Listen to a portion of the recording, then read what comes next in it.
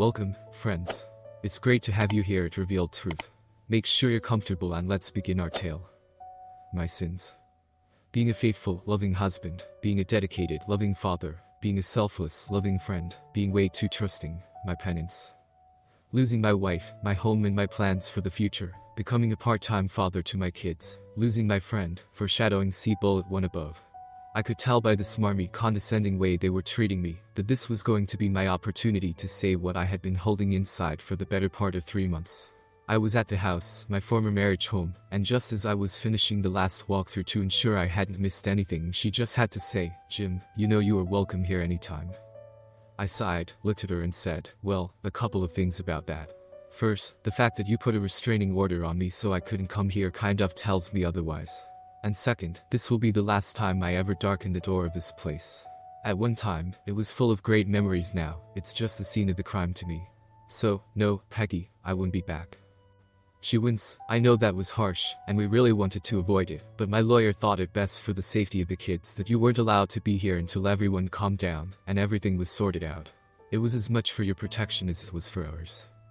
Well, thank you for thinking so little of me that I wouldn't be able to control myself. You know as well as I do, I've never raised a hand to you or the kids and barely raised my voice. And if it was about me confronting Deegwood, you needn't have worried. If for when I take my pound of flesh, it won't be here in front of the kids again. You should know me better than that. But I guess that's what you get when you hop into bed with an usher like that, and a man-hater lawyer like you hired. Just then, Deegwood made his appearance. He walked over to my soon-to-be ex-wife and put a possessive arm around her shoulder. At least he had the decency to look almost embarrassed, but his words belied his body language. "Jim, with due respect. I know you were the best of us when we were in this service, but you've been out for over 10 years. I was truly afraid you'd come at me in anger when this all started, and I didn't want to hurt you. I've done enough damage to you and it's the one part of all of this that I regret." I flashed back to 3 months ago when I arrived home after work. I was met on the front porch with Peggy, Deegwood, a process server and what looked like some hired muscle. I was served with divorce papers, a restraining order and given a suitcase with a week's worth of clothing. I was also told that the happy couple was so kind as to prepay for a week for me at the local Holiday Inn, but after that I was on my own. She looked at me with a pained expression on her face and simply said, "I'm sorry Jim, I didn't plan for this to happen. Barry and I don't know, we've always gotten along, and while he's been here since he retired, we just got closer and I'm so sorry.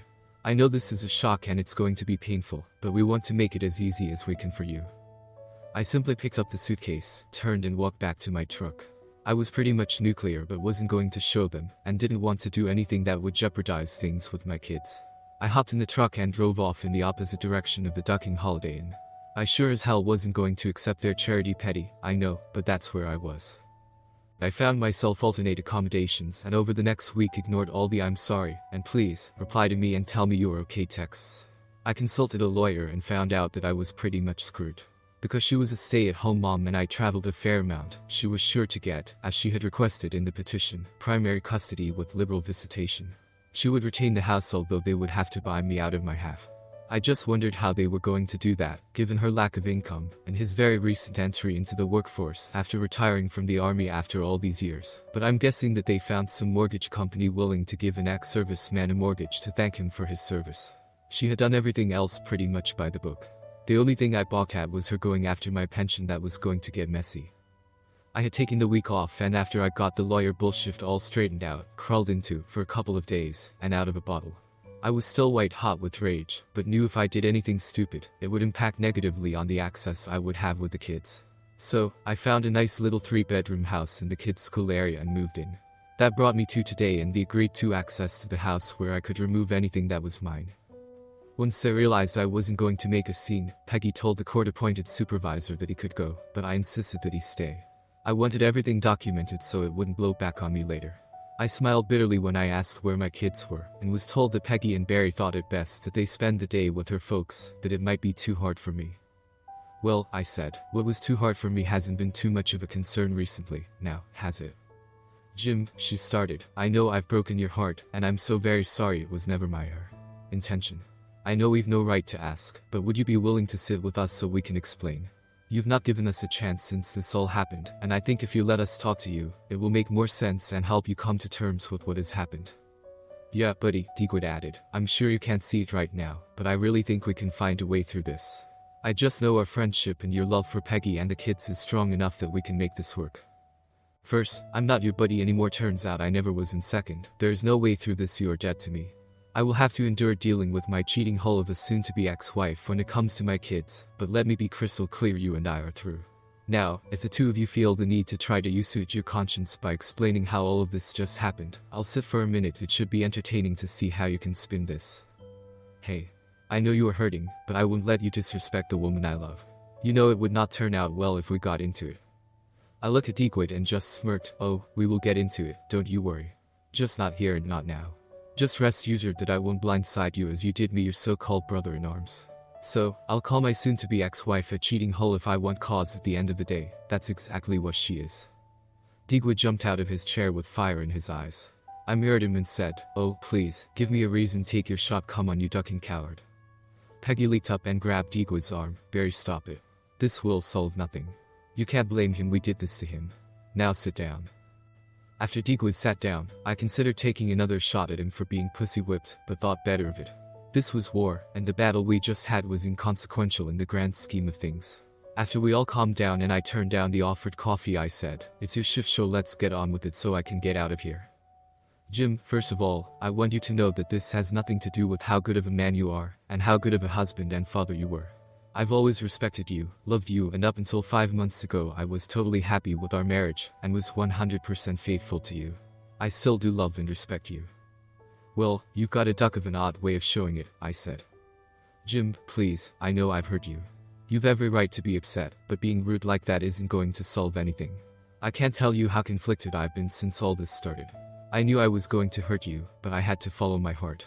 I couldn't live the rest of my life settling for less than what I know is the perfect person for me. Barry is my soulmate. It's like he's my other half. I feel complete with him. Surely you wouldn't want to deny me that. You have to admit that up until this happened, I was a good wife and mother.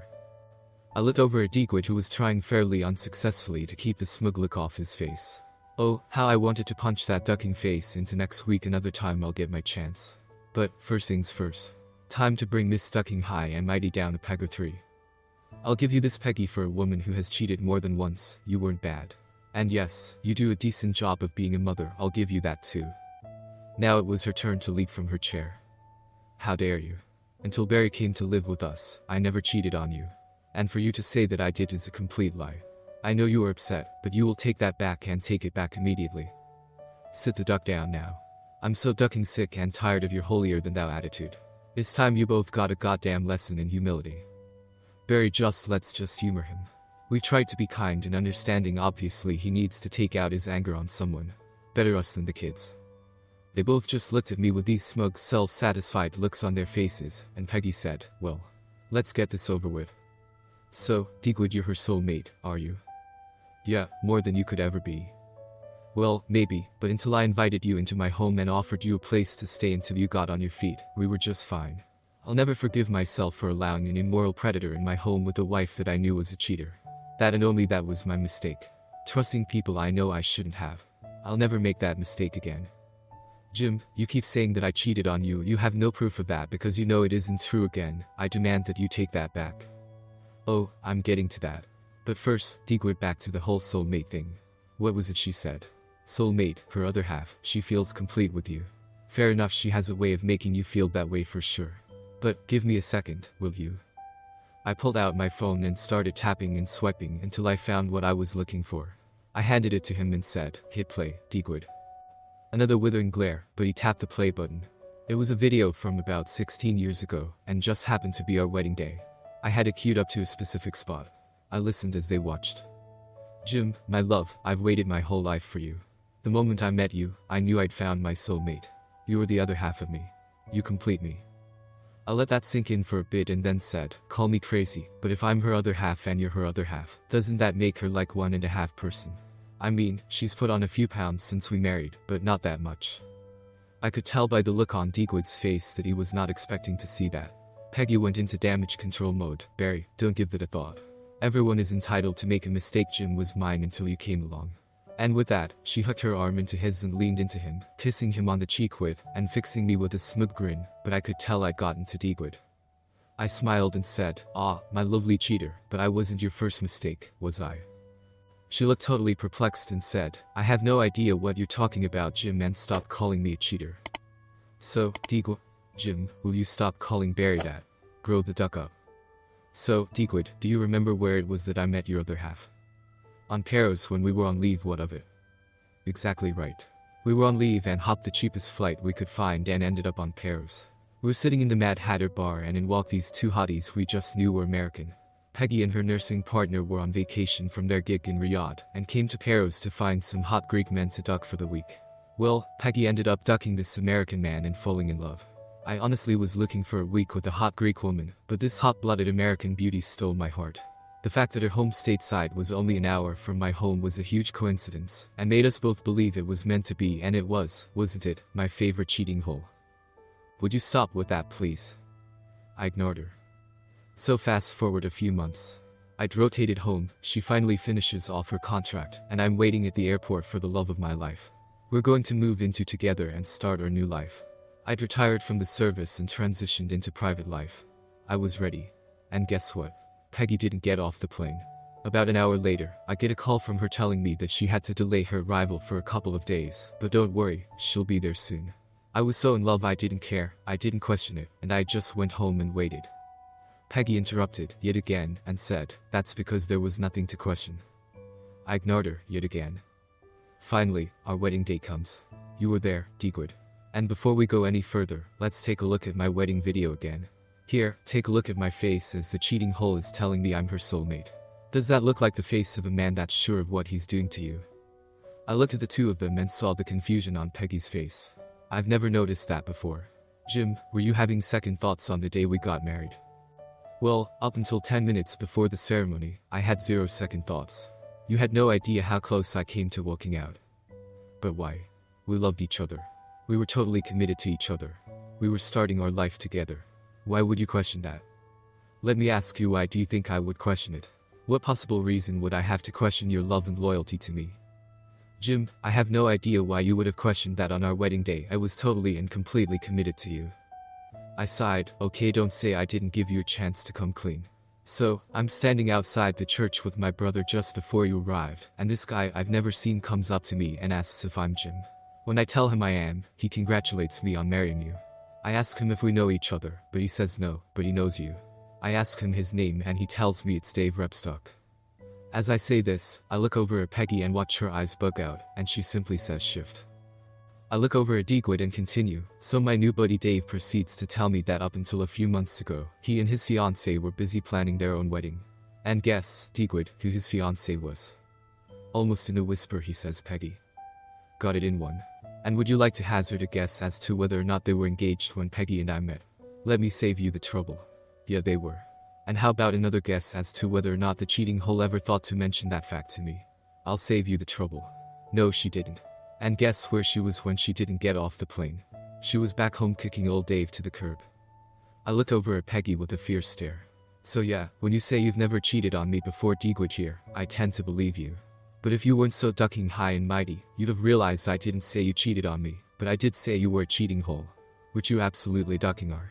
So don't ever look at me with that superior, smug look again, because you are a serial ducking cheating hole. I looked at the shell-shocked duo. The way their mouths were flapping, I thought I was in a bus derby, and I just pulled the two of them onto my boat. I decided to finish off the cheating hole before I turned my sights on the Digwood. I reached into my jacket pocket and handed Digwood 3 sheets of paper that were neatly folded together. So, Digwood, what I've just handed you is what my new buddy Dave handed me at the end of our conversation. Turns out they were the wedding vows he had written out for your soulmate here, when he was supposed to marry her. He had told me that he wished me well. I had told him that I had no knowledge of him before today, and he believed me. He really was a decent sort. Good looking, good shape, and a solid dude. In different circumstances, I could see that we could have been buddies, but not in these circumstances. Humor me and read the part out loud, the part that I've highlighted. Peggy protested, but it was barely above a whisper. Barry, you don't have to read it, I know what it says. With barely contained fury, I hiss, ducking read it. David, my love, I've waited my whole life for you. The moment I met you, I knew I'd found my soulmate. You were the other half of me. You complete me. I couldn't help myself. Jesus, Peggy, it's gotta be getting pretty ducking crowded in that body of yours. The look she gave me was less than warm, but I wasn't letting her off the hook that easily. You sit there all ducking high and mighty and tell me that you can't deny your feelings, that you found your so-called soulmate, and I just need to understand. Well, duck that. You're nothing but a selfish, entitled cheating hole. By the time I got to the end of my diatribe, I was pretty much shouting.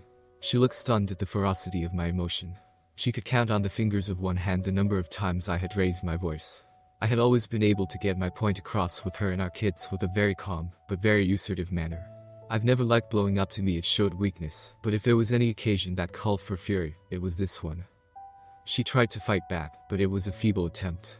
So, if I was so horrible, so unworthy of the wonderful Jim, why did you marry me? Why didn't you just walk away? I sighed. Very simple answer. Ask Digwood beside you, or ask your other victim Dave. You're good, you're very, very good. You made us all believe that we were the one. I know I did, and Dave told me the same. And I'm sure Digwood is thinking he's the one as well, but history has shown that that's simply not the case, hasn't it? I looked over at him. I saw an odd mixture of disappointment and defeat, and I thought, oh, you have no idea. I'm just getting started with your disloyal us. He, however, decided to let pride get in the way of being humble and put an arm around her, stuck his chin out defiantly and said, not to worry babe, you just hadn't met me yet, the right guy for you. I've known all along that you were the one. And I'm going to spend the rest of our lives showing you that. With that he glared at me and shot me that self-satisfied smirk. Oh, this was going to be fun.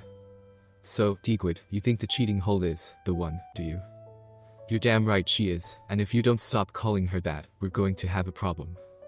I ignored his childish threat. So, cheating hole, does Digwood here make you feel like the one? She sighed, upset at my name calling, like I gave a fiddler's duck. Yes, Jim, he does. You did too, I've said that over and over. It's just that Barry makes me feel so incredibly complete, like I'm his entire world, so yes, I believe I am the one for him. By this time Digwood had recovered some of his bravado and he looked at me and said, I'm sorry buddy, but when you find the one, you just can't deny what the universe is telling you.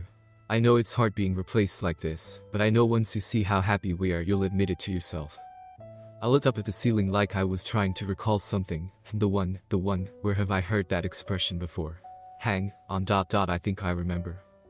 With that I grabbed my phone and made a big production of searching through it, and finally found what I was looking for. Aha. Here it is.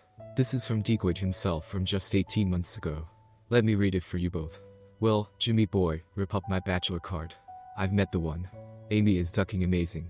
We are so damn into each other I can't tell you. She's smart, she gets me, she ducking amazing in the sack, and has pussy like silk. She works on the base and is just so damn hot. I feel like the luckiest guy in the world. We've been together for about 3 months, and I'm already starting to think about popping the question. I hope you and the rest of the boys are ready to get together for a bachelor party in a few months, cause I'm gonna need one. So, Digwood, how many the ones are you supposed to have? Doesn't the term the one mean just one? Between the 3 other halves the cheating hole here has, and the 2 the ones you have, it's gonna be pretty crowded in that king-size bed I shelled out for last year. Old Digwood looked like he had just taken a shot of vinegar. He looked at Peggy and said, baby, I was foolish, I got caught up in being lonely, and I panicked. It didn't last much beyond that email and she's in the past. You know you're the one for me. Oh, so Amy wasn't the one, Peggy is. Yes, just like Peggy, everyone is entitled to jump the gun. I smiled and looked down at my phone and started scrolling. So, just to confirm also, let me see here, Cindy in Fort Hood isn't the one, and hold on, scrolling. Ah, here it is, Donna at Fort Sill isn't the one. You know, Digwood, I'm confused, because I have emails from you telling me all 3 of these women were the one. I'm no math wizard, but I think you've now got 4 the ones. I pressed on. Look, I could not care less about either one of you. You, Digwood, as I said, are dead to me. You, my cheating hole of a wife, I am stuck dealing with because of our kids, for basically ever. My point is that you 2 sit here so ducking angelic trying to tell me that this romance of yours is something you couldn't control, something that was bigger than you both, when in actual fact, you're both just faithless ducks, that, frankly, deserve the hurt you're going to put on one another. I've actually started a pool with the rest of the guys from our unit to guess which one of you cheats first, and guessing how long you're together before the whole thing becomes a dumpster fire. This enraged my soon-to-be ex-wife. How dare you? How dare you try to poison our friends against us? They're just as much Barry's and my friends as they are yours. Just because your ego is hurt and you can't understand what true love is, doesn't give you the right to put our friends in the middle of all of this. She turned to Digwood and said, don't worry baby, once they see how happy we are at the wedding, everything will be fine, and Mr. Bitter over there will just have to deal with it on his own. Digwood tried unsuccessfully to sound conciliatory when it was obvious that he was trying to rub more salt in the wound. Yeah, Jim, I know that the wedding will be the first time that the whole crew will be together, and you won't be included. Peggy and I kicked around the idea of inviting you to the wedding, so you could see the kids and also be around the gang, but we figured it would be too painful for you to be there. Maybe some of the gang can drop in to see you the next day. They might be a little hungover, though you know how they like to party. There was that smug ducking smirk again, time for that to be wiped off. I picked up my phone and simply texted, "Go ahead," in a group text box. Oh, don't worry about me, I have plans that are going to keep me quite busy that day. Within seconds, both of their phones started buzzing with incoming mail. If the phones had been sitting on the table, I'm sure they would have been spinning with all of the notifications. Well, what do you know, speak of the devil, here are a bunch of replies from the gang about the wedding. Jim enthused, and immediately opened the first one. He frowned and opened the second one and the third. Peggy, seeing his pained expression, opened up her phone and started looking at the replies. They were all the same. Her head snapped up and her eyes bored into me. If looks could kill, well, let's just say I wouldn't be writing this tale. What the hell did you do? What do you mean, cheating hole? You know goddamn well what I mean. What did you say to our friends? No one is coming, every reply is the same. She shoved the phone in my face. I didn't know what the exact words were going to be, but I had a pretty good idea of the message. I laughed right out loud when I read it. Sorry, won't be there. We have a barbecue at Jim's that day. P.S. Don't shift where you eat. Digwood was crestfallen. I can't believe my guys would abandon me like this. There's no way they would have done this without some coercion. What did you say to them? Well, first things first, I don't give a shift if you believe me, but I had zero to do with this. If they wanted to go, that was up to them. I would not have been upset nor disappointed. I would not have taken it as the gang choosing the two of you treacherous ducks over me. I've actually spoken very little to anyone in the group about this. I was that embarrassed. But, as soon as your invitations went out, I got a call from Dennis asking when the housewarming was going to be. I told him that I hadn't made any plans yet, and he told me that the group had decided it was going to be on the same day as your wedding. I told him that they didn't have to do that, that it wasn't fair to make them choose, and I was fine with them going to your wedding, but they insisted. Again, I couldn't care less if you believe me, but that is exactly what happened. So, I guess yours is going to be a smaller affair than you planned. Guess it will save you a bit of money on the meal. They both looked like they'd lost their best friend, which, in some ways, they had. I truly had not done anything to try to torpedo their wedding day. I honestly didn't care. However, the rest of the gang took an extremely dim view of what they had done, and wanted nothing to do with the nuptials. They contacted me and informed me that they would be coming from far and wide to christen my new house, and support me the best way they knew how. Truth be told, I knew I'd be pretty deep in self-pity that day, so having the gang around me, and more importantly not around them, was going to be a tonic for my severely bruised soul. Digwood was fuming. Well, that's just ducking great. I show up at every one of their ducking weddings, and when I want them to come to mine, they turn their backs on me. The cheating hole tried to soothe him. Baby, don't worry about it. We knew that there were going to be awkward times. I can kind of understand their thinking on this. Well, it's a wonderful day for us. It's going to be a very difficult day for Jim, and we made them choose between us. I think it's admirable that they chose the person that's going to need the most support. You'll see at the next get-together. Things will be almost back to normal. And Jim will just have to accept our presence there and deal with it the best he can. I fought valiantly to suppress a smirk. Yeah, I'll have to figure some way to get by. Thankfully the next party is on my weekend, so the kids and I will have a fun road trip, and I'll have them to keep my spirits up. How do you know when that is? I haven't seen an invitation. I've been expecting it. Jerry and Ann always have it sometime in July. Yeah, it's the weekend after the holiday weekend. I mapped it out on the calendar, so that's how I know it's my weekend with the kids. Invitations were sent out 3 weeks ago. The two of them were madly scrolling through their phones, the reality slowly dawning on them. Digwood looked like he had been kicked in the stomach, which, figuratively, he had been. I can't believe my guys turned their backs on me. We've been like brothers for almost 20 years. He looked like he was going to cry, and Peggy put a sympathetic arm over his shoulder and glared at me. You might not have anything to do with this, but you can sure as hell fix it. And I expect you to. Barry and I have just as much right to be there as you do. Again, I laughed out loud. You know, just when I think you can't be more delusional or self-absorbed, you prove me wrong. I have neither the time nor the inclination to lobby on your behalf. Ho. Lie. Duck. You two are completely ducking nuts. You have no idea how much of a shitstorm your so-called love affair has set off, and how many people it has affected. The gang from the unit is one thing. But Duck, Peggy, your family is devastated. My family is devastated. And all of that pales in comparison to the kids. Her head shot up. Oh no, you don't. You don't get to hold my kids against me. I am an outstanding mother and I have done the research. I know that divorce, while tough on kids, no longer defines them. In fact, in lots of cases, children from divorced families end up much happier and better off after the chaos of the divorce has eased. So don't you go telling me that my following my heart is bad for my kids, because there is nothing more important to me than their happiness. Well, I countered, we know that's not true, don't we? If it were true, you wouldn't have spread your slutty legs for that pathetic excuse for a man sitting beside you. Jim. She shrieked, I just got through telling you that kids from divorced homes more often than not thrive after the divorce is over. I've done my research. I just shook my head, you stupid cow. Of course kids from broken homes recover and feel safer and on a more solid footing when their warring parents finally split up. But that's not what Emma and Liam have experienced, is it? We had a happy and loving home. Full of support, full of laughter and set on a really solid foundation. Now, they don't know what's going to happen, and if you had just sat and really talked to them instead of telling them how great it's going to be, you'd realize that they are, for the first time in their lives, scared and unsure about the future. This had really hit home with Peggy. For all of her faults that had become evident in the last 3 months, prior to that, I couldn't have named a better mother. She was the perfect combination of parent and friend, and she knew when to be both. Who this new person was, I didn't know, but this statement had really struck at the core of who she was, and I could tell that she was rattled. I pushed on. I'm telling you right now. Every A that becomes a B is because you are a cheating hole. Every time one of them comes home and is sullen and withdrawn and just goes to their room, it's because you are a cheating hole. Every time they see someone smirk at them at school or walk by a group of their peers and hear the snicker, it's because you are a cheating hole. You've taught my son that no matter how good of a husband he is, no matter how wonderful of a father he is, and no matter how honorable of a man he is, if his wife decides she wants more, everything he has worked for can simply be pulled out from underneath him. He has told me himself that he now can't ever see himself getting married. When I said that, a look of horror came across Peggy's face. Oh, God no. He mustn't feel that way.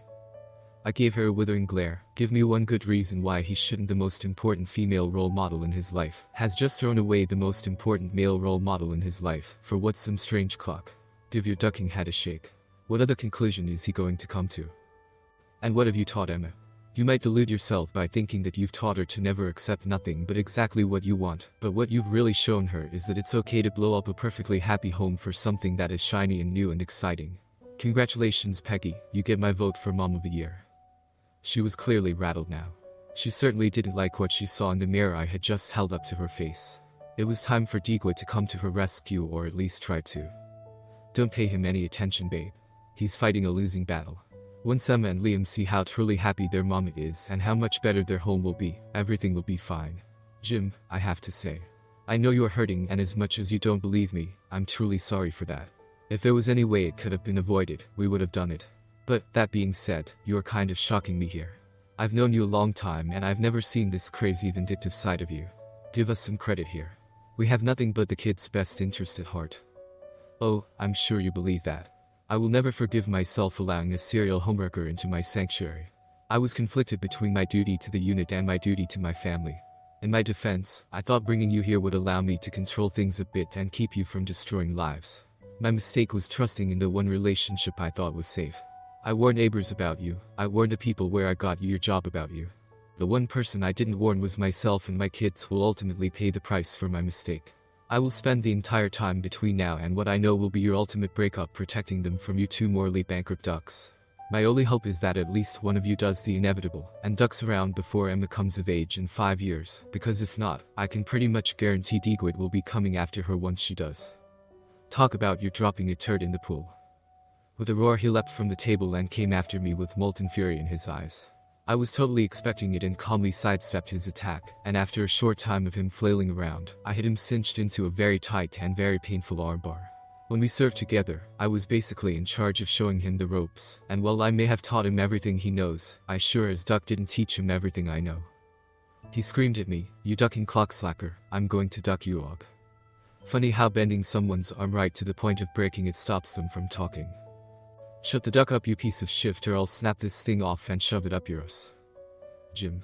Peggy shrieked, stop this right now. You let him go immediately. I ducking mean it.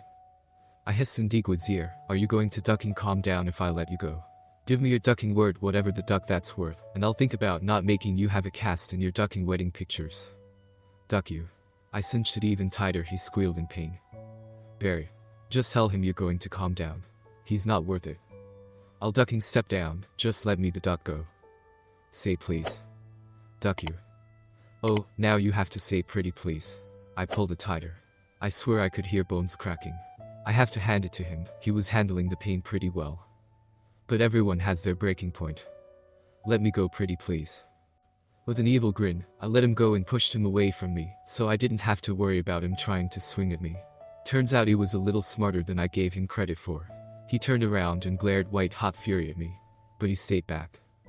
Peggy was beside herself with rage. Jim, I swear I have no idea who you are anymore. This man saved your life, you saved his. I know you are mad, but to accuse him of such a sick, hideous thing is beyond disgusting.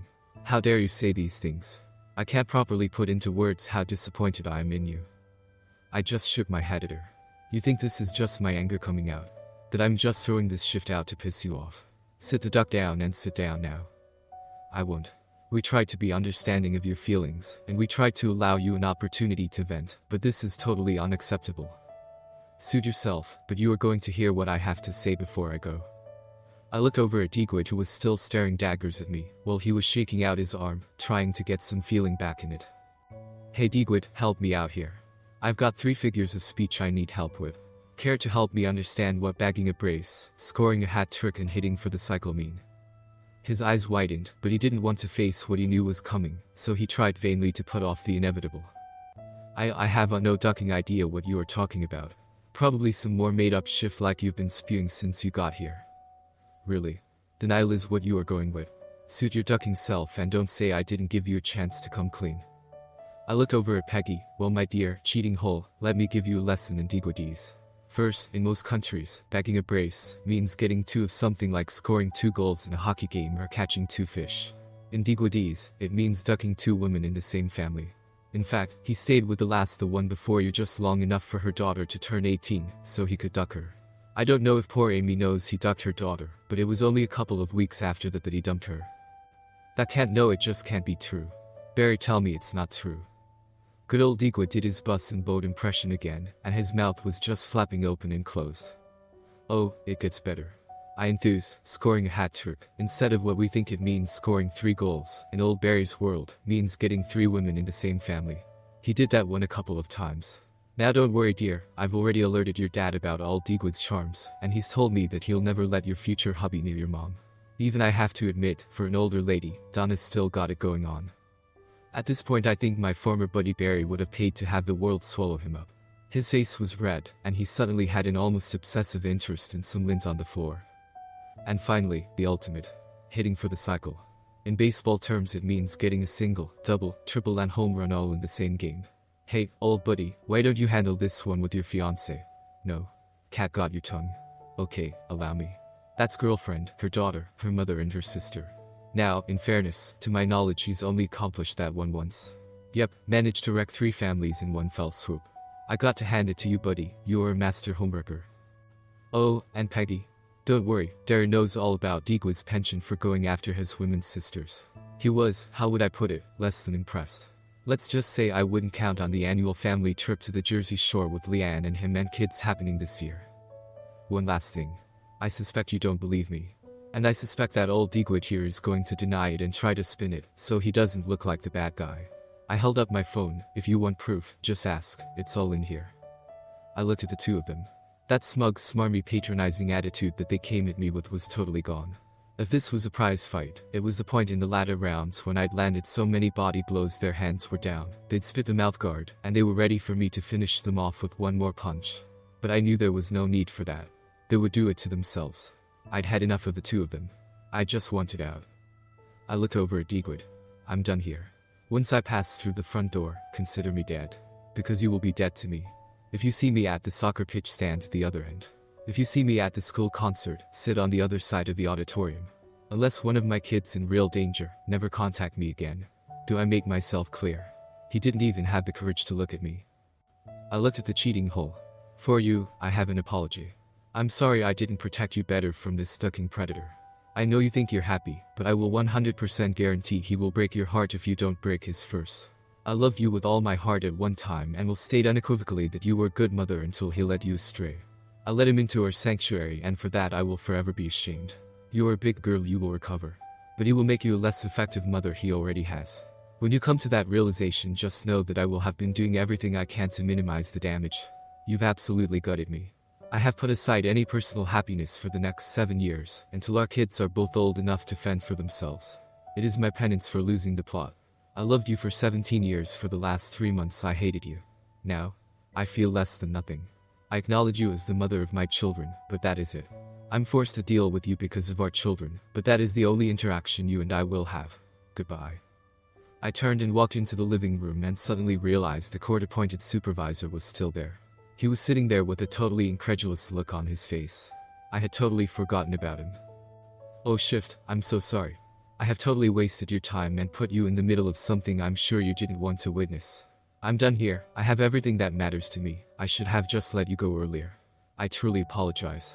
Can I give you some money for your time and trouble? We were walking out the door and he looked totally shell-shocked. He just looked at me and said, "Sir, this isn't my first rodeo. I've done a number of these and they are generally pretty unpleasant. But I've gotta say, that was the most epic beatdown I have ever witnessed. That was next level mad respect to you. You owe me nothing. Good luck moving forward." And with that he shook my hand, hopped into his vehicle and was gone. I hopped into my truck, the few things I really wanted safely stowed in the box, and headed down the road to my new life, dignity fully intact. 10 years later. Peggy and I were twirling around the dance floor at Emma's wedding. "My God, she's beautiful," I enthused. "Yes," Peggy replied, "she seems to have inherited all the best of features of both of us, and managed to avoid the bad stuff." "So, how are things going with Greg? He seems like a decent guy. Where did you guys meet again? Work, was it?" "Yes, we did meet at work, but you don't have to pretend to care. I know I made my own bed. As you predicted, Barry was as you had advertised, and to my shame, so was I. I traded in a Cadillac for a shiny new sports car that did nothing but break down and cost me everything. For what it's worth, we weren't his first victims and we weren't his last. He still has a little contact with a couple of the guys from the unit, and to my understanding, he's still up to his old tricks, leaving havoc in his wake. A leopard can't change his spots, I guess. I know, but I can't believe I lost sight of what was most important. And thank you for not rubbing my nose in it after he and I split, or even after Bill or Ethan. I know you could easily have done that. I know you think that I haven't changed either, and my history with men sure wouldn't lead you to think otherwise, but I like to think in my heart of hearts that I'm simply looking for you, and if I don't find it, I move on. I know now what I had, and I'll go to my grave regretting losing sight of that." I smiled at her. "Oh, don't be so hard on yourself. I am all but impossible to replace." She laughed and slapped my arm. "Humility was never your strong suit." I nodded. "In all seriousness, I hope now that the kids are well on their way, you can find happiness again. You did a great job with them. I know I had my doubts, but you proved me wrong, and I will be forever thankful." Even Laurie is impressed, and coming from a broken family like she did, she really related to them. Peggy smiled. "You know, I tried really, really hard to hate Laurie, but come on, how can anyone? She's terrific, she makes you happy and the kids love her. Thank you for choosing someone like that." As the song ended, I looked across the floor to see the love of my life smiling at me, and I knew I had to be with her, like right now. "Thanks for the dance, Peggy. I wish you happiness. But I need to get back to my wife." Thank you for watching. Don't forget to hit the subscribe button and turn on notifications so you don't miss the next exciting story. See you in the next video.